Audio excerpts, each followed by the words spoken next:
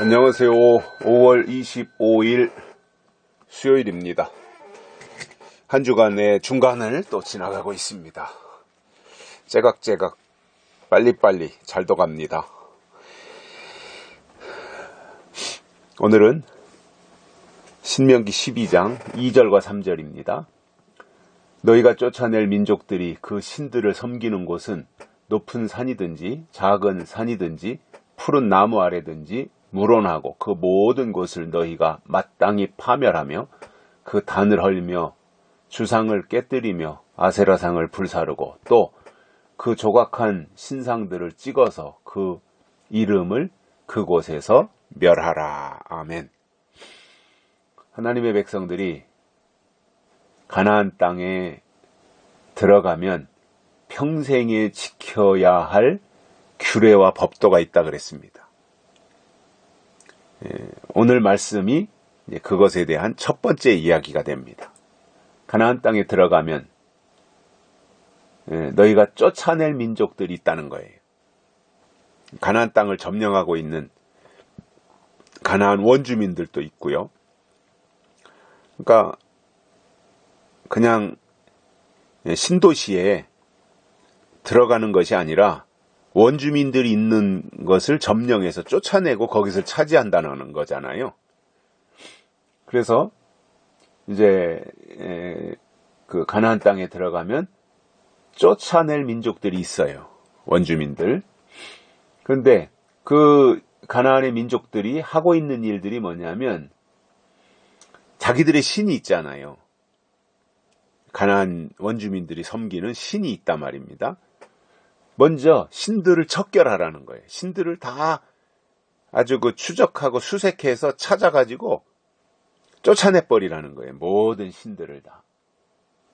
그래서 이제 가나안 사람들도 다 신을 섬겼는데 섬기는 곳이 높은 산이든지 작은 산이든지 푸른 나무 아래든지 무론하고 그 모든 곳을 너희가 마땅히 파멸시켜야 된다라는 겁니다. 이방인들이 섬기는 모든 신상들을 높은 곳이든 낮은 곳이든 다 찾아내가지고 추적해서 그것을 파괴시켜버리라는 거예요. 왜냐하면 하나님을 섬기는 이스라엘 백성들에게 있어서는 우상이 다른 민족이 섬기던 우상이라도 근처에 있는 것이 전혀 도움이 안 되거든요. 그래서 그것들을 다 무시하고 쫓아내야 되는 거예요. 아무튼 근처에 얼씬도 거리면 안 되는 거죠. 완벽할 정도로 다 쫓아내야 되는 거죠. 척결해야 되는 거죠. 근절해야 되고요. 그래서 모세는 그것을 하나님은 모세에게 마땅히 다 파멸하라 그랬습니다. 장소 불문하고 그 가나안 땅에 쫓아낼 민족들, 원주민들이 섬기던 우상은 신들은 다 파괴시켜버리라 이거예요.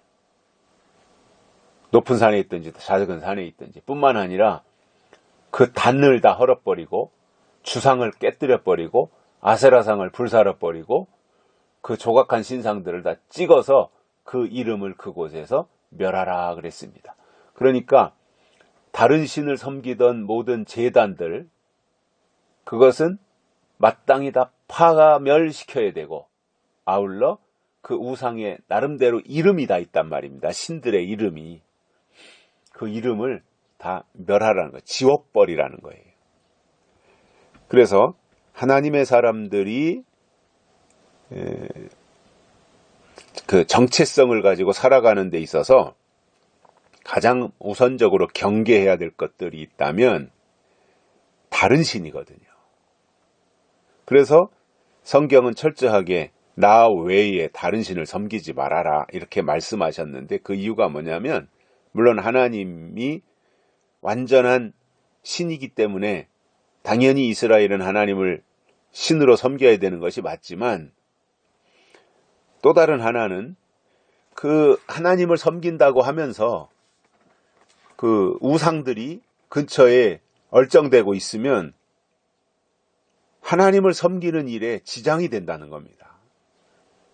그러니까 백성들이 수준 정도가 그렇게밖에 안 된다는 거예요. 그 신앙이 완전히 높은 차원으로 올라갔다면 내가 섬기는 하나님을 겨냥해서 내가 잘 섬기면 되지, 주변에 방해꾼들이 있든 없든 다른 신들이 있든 없든 뭐 다른 산당들이 있든 없든 그것과 상관없이 내 할 일만 하면 되지 않겠습니까? 그런데 그건 높은 수준에 올라간 사람이 하는 일이고, 보통 사람들은 대부분이 다 어떻게 하겠어요? 주변에 다른 신들이 있으면 다 영향을 받는다 말입니다. 그러면 하나님을 섬기는데 문제가 되는 거예요. 그래서 성경은 그런 것들에 대해서 경계하면서 단도 헐고 주상은 깨뜨리고 아세라상은 불사르고 조각한 신상들은 다 찍어버리고, 그래서 아예 이스라엘 백성, 이스라엘 민족들 주변이나 정서 속에는 이러한 신상이나 다른 신을 섬기는 우상이 있어서는 절대로 안 된다는 것입니다. 이게 오염이 되거든요. 물들어 버려요. 그러한 것들이 있다면.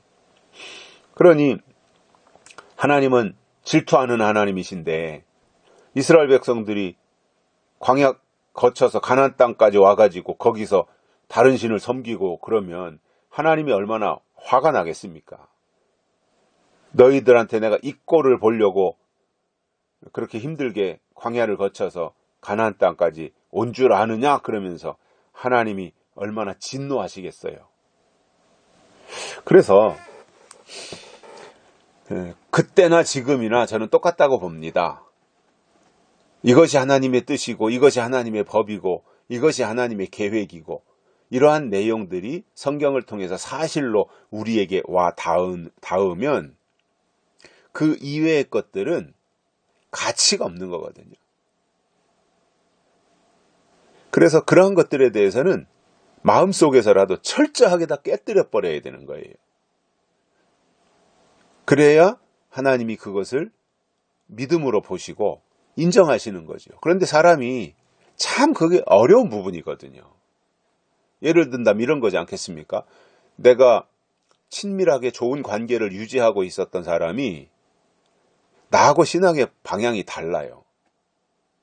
타종교라는 것이 아니라 신앙생활은 같이 하고 있는데 신앙의 방향이 다르단 말이에요. 그러면 둘 중에 하나를 할 수밖에 없잖아요. 그 사람과 영적인 관계는 연결시키지 않는다든가, 아니면 내가 그 사람을 설득시켜서 내가 믿는 옳은 신앙의 방향으로 터닝 포인트를 만들어서 돌이키게 하든가, 둘 중에 한 가지를 해야 되는 건데 그게 사실상 쉽지 않아요. 나름대로 다 개성이 있고 신앙의 연조가 있고 체험이 다르고 믿음의 방향도 다르기 때문에 쉽지 않아요. 그리고 내가 소속해서 섬기던 교회를 향해서 뭔가 잘못됐다고 말을 하고 거기서 내가 뛰쳐나와야 된다라고 할 때 그게 쉬운 일이 아니거든요. 그런데 하나님이 이스라엘 백성들에게 아주 사소하거나 쉬운 일이라면 이렇게 엄중하게 말씀을 하셨겠습니까? 이게 다 굉장히 어려운 일들이에요. 우상을 깨뜨리고 말이죠. 아세라 목상을 파괴시키고, 이런 것들이 다 힘든 일들이거든요. 체면도 있고 다 나름대로 자기 어떤 지위도 있고 하니까 딱 잘라서 거절한다는 게 쉬운 게 아닙니다. 그러나 믿음이라고 하는 것은 그런 방향에서 생각을 하고 나가야 그 평생에 지켜 행할 규례와 법들을 우리가 가나안 땅에 들어가서도 행할 수 있게 되기 때문입니다. 여기까지 하겠습니다. 감사합니다.